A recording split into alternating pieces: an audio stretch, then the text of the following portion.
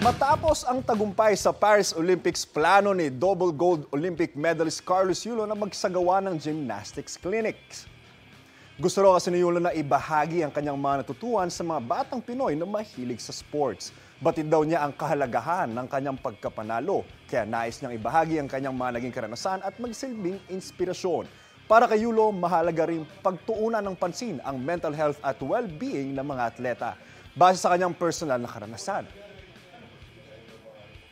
Yung mental, minimake sure po talaga na hindi mo nakakaligtaang tanungin yung sarili mo kung okay ka lang. Gusto ko din ma-share yung knowledge na natutunan ko po sa naging journey ko. And syempre, to have fun din po yung mga bata. Igan, mauna ka sa mga balita. Mag-subscribe sa GMA Integrated News sa YouTube. Sa mga kapuso abroad, subaybayan nyo kami sa GMA Pinoy TV at sa www.gmanews.tv.